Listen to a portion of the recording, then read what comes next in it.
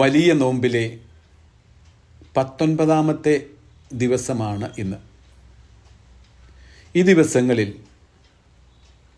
വിശുദ്ധ സ്നേഹത്തിൻ്റെ വിവിധ വശങ്ങളെക്കുറിച്ചും തലങ്ങളെക്കുറിച്ചുമാണ് നാം പരിചിന്തനം ചെയ്തുകൊണ്ടിരുന്നത്. കാരണം സ്നേഹത്തിൻ്റെ പരിപൂർത്തിയായ കുരിശിൻ്റെ തണലിലേക്ക്, അതിൻ്റെ ചുവട്ടിലേക്കാണല്ലോ നാം ഈശോയോടൊപ്പം യാത്ര ചെയ്യുന്നത്.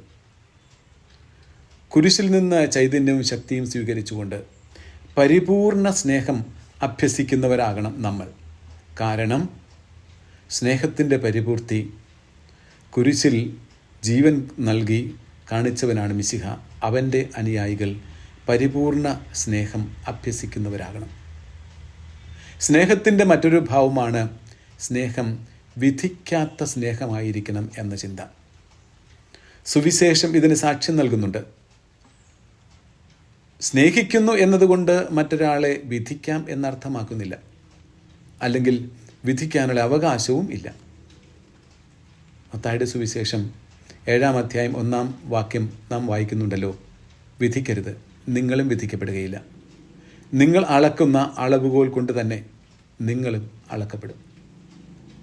വിധിക്കുന്നത് വിധിക്കപ്പെടുന്നതിന് കാരണമാകും. വിധിക്കുന്നത് വിധിക്കപ്പെടുന്നതിന് തുല്യമാകുകയും ചെയ്യാം. ആവശ്യമോ സാഹചര്യമോ നോക്കാതെ സ്നേഹിക്കുന്നതിനെയാണ് വ്യവസ്ഥയില്ലാത്ത സ്നേഹം എന്ന് നാം പറയുന്നത്.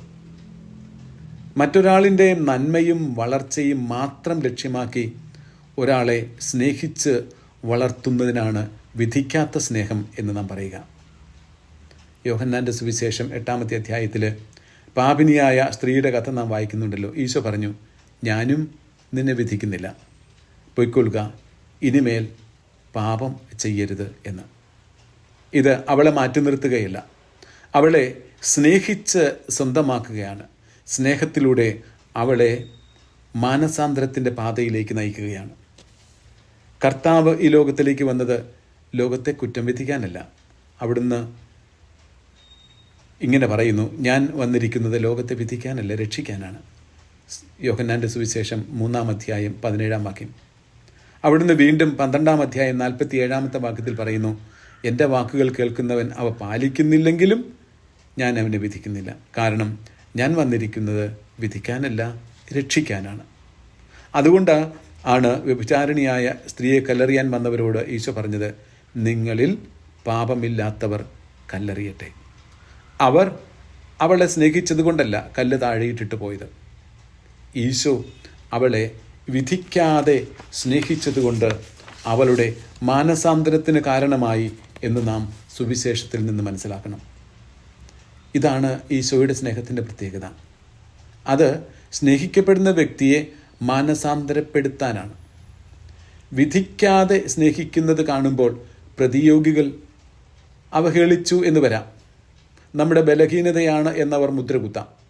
അതേ മനോഭാവം തന്നെ അവരെയും രൂപാന്തരപ്പെടുത്തും എന്ന് നമുക്ക് തീർച്ചയായിട്ടും മനസ്സിലാക്കാം. വിധിക്കാതെ പരിഗണിക്കുന്ന മനോഭാവം കരുണയുടേതാണ്, അത് നിസ്സഹായതയുടേതല്ല. കർത്താവ് പറയുന്നു, ബലിയല്ല കരുണയാണ് ഞാൻ ആഗ്രഹിക്കുന്നത് എന്നതിൻ്റെ അർത്ഥം നിങ്ങൾ മനസ്സിലാക്കിയിരുന്നുവെങ്കിൽ നിങ്ങൾ നിരപരാധികളെ കുറ്റം വിധിക്കുമായിരുന്നില്ല. മത്തായിയുടെ സുവിശേഷം 12-ാം അധ്യായം 7-ാം വാക്യം. കാരുണ്യം വിധിയുടെ മേലും വിജയം വരിക്കും, യാക്കോബ് ശ്ലീഹ ഓർമ്മിപ്പിക്കുന്നു. പൗലോസ് ശ്ലീഹ തൻ്റെ ലേഖനത്തിൽ പലയിടത്തും ഇത് തന്നെ ഉറപ്പിച്ച് പറയുന്നുണ്ട്. ഗലാത്യ ലേഖനം 6-ാം അധ്യായം 1-ാം വാക്യം ഇങ്ങനെ പറയുന്നു, ആരെങ്കിലും തെറ്റിലകപ്പെട്ടാൽ അവരെ സൗമ്യതയോടെ വീണ്ടെടുക്കണം. മദർ തെരേസ ഇങ്ങനെ നമ്മെ ഓർമ്മിപ്പിക്കുന്നുണ്ട്, എപ്പോഴും മറ്റുള്ളവരെ വിധിക്കാൻ പോയാൽ അവരെ സ്നേഹിക്കാൻ ഒരവസരം നമുക്ക് ലഭിക്കുകയില്ലല്ലോ. അതുകൊണ്ട് വിധി മാറ്റിവെക്കാം, അവരെ സ്നേഹിക്കാം. ക്രിസ്തു അനുകരണത്തിൽ നാം ഇങ്ങനെ വായിക്കുന്നുണ്ട്, തൻ്റെ സ്വന്തം പ്രവൃത്തികളെ നന്നായും ശരിയായും പരിശോധിക്കുന്നവന് വിധിക്കാൻ ഒരു ചെറിയ കാരണം പോലും ഉണ്ടായിരിക്കുകയില്ല. വിശുദ്ധ അപ്രയം ഇങ്ങനെ പഠിപ്പിക്കുന്നു, പാപത്തിൽ വീണവരെ പരിഹസിക്കുകയോ വിധിക്കുകയോ അരുത്.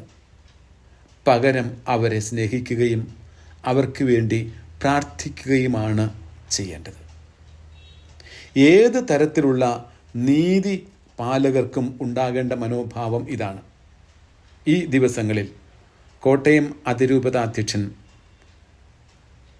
മത്തായി മൂലക്കാട്ട് മെത്രാപ്പൊലീത്ത തൻ്റെ ഒരു പ്രസംഗത്തിൽ ഇങ്ങനെ പറയുകയുണ്ടായി: വിധിക്കുന്നതിന് മുമ്പ് ഹൃദയപൂർവ്വം മനസ്സിലാക്കുന്നവരാകണം നീതിപാലകർ. ഇത് നീതിപാലകരെ മാത്രം ഉദ്ദേശിച്ച് പറഞ്ഞതാണെന്ന് ഞാൻ മനസ്സിലാക്കുന്നില്ല. എല്ലാവരും ഹൃദയത്തിൽ സൂക്ഷിക്കേണ്ട ഒരു കാര്യമാണ്. മറ്റുള്ളവരെ വിധിക്കുന്നതിന് മുമ്പ് ഹൃദയപൂർവ്വം അവരെ ഒന്ന് മനസ്സിലാക്കുക. ദൈവത്തിൻ്റെ കാരുണ്യം മനുഷ്യൻ്റെ ബലഹീനതയെ മറക്കപ്പെടുന്നില്ല എന്ന് ഉറപ്പാക്കണം. ദൈവം വിധിക്കാതെ സ്നേഹിക്കുകയാണ് ചെയ്യുക. വിധിക്കാതെ സ്നേഹിക്കാം. സ്നേഹം കരുണയുടെ പങ്കിടിയിലായി തീരട്ടെ. വിധിക്കാതിരിക്കാം, വിധിക്കാതെ സ്നേഹിക്കാം. കർത്താവെ, എൻ്റെ സ്വന്തം തെറ്റുകൾ കാണാനും മറ്റുള്ളവരെ വിധിക്കാതിരിക്കാനും വിധിക്ക് പകരം സ്നേഹിക്കാനും എനിക്ക് സാധിക്കട്ടെ. സ്നേഹം വിധിക്കുന്നതിനേക്കാൾ ആഴമുള്ളതാണ്. സ്നേഹിക്കുന്നത് വഴി ആരുടെയും തെറ്റുകളും പാപങ്ങളും അലിയിക്കാനും അവനിൽ മാനസാന്തരത്തിൻ്റെ വിത്തുപാകാനും നേർപാതയിലേക്ക് കടന്നു വരുവാനും തീർച്ചയായിട്ടും ഇടവരും. അങ്ങനെയാണ് കർത്താവ് ലോകത്തെ നേടിയെടുത്തത്. ഇതേ മനോഭാവത്തോടെ ലോകത്തെ നേടിയെടുത്ത അനേകം വിശുദ്ധരുണ്ട്.